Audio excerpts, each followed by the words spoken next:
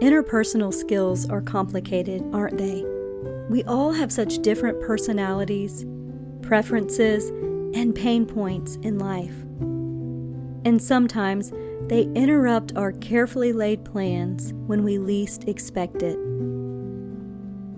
Many years ago, I worked with a man who changed my approach to conflict resolution. But when he first showed up, a strong personality clash fueled our mutual battle of the wills.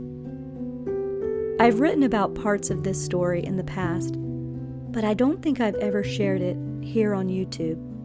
And quite honestly, I keep coming back to it because the relationship was a turning point during a season of life that softened my spirit.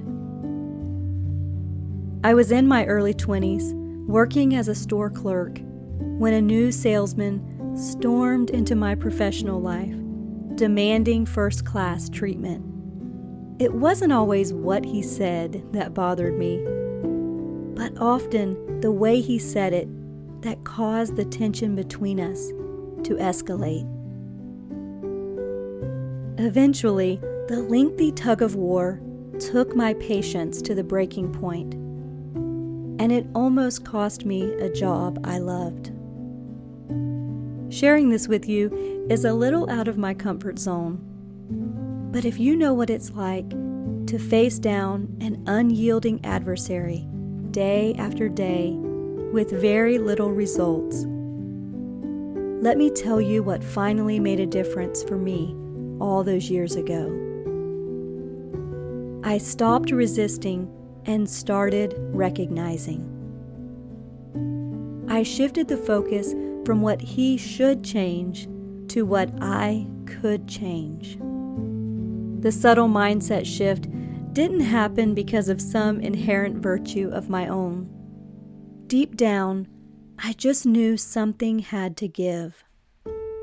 Either he needed to leave, or I did.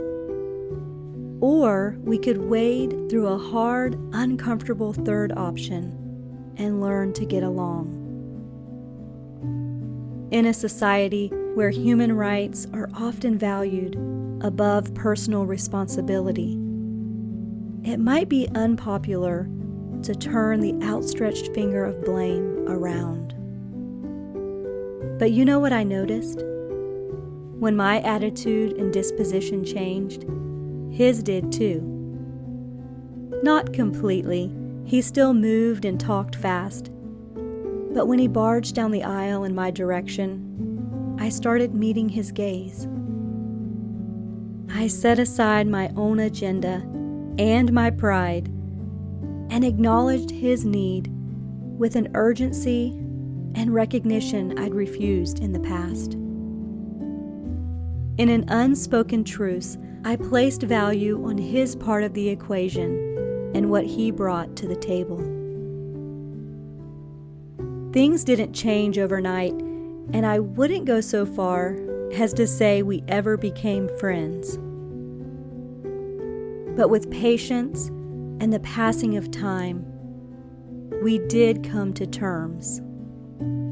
And beneath the strong personality, I discovered someone else with needs and feelings too.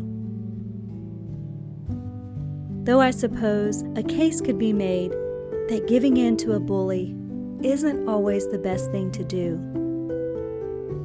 From a relational standpoint, a surrendered spirit might be the much-needed catalyst to break down barriers of progress.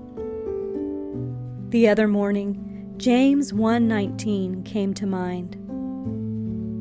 Let every man be swift to hear, slow to speak, slow to wrath. And all these years later, it's a verse I still need to hold close.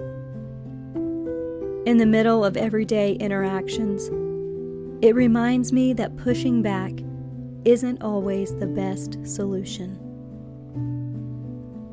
Like the young store clerk, sometimes I find that after a long, hard look inside my own heart, everything changes.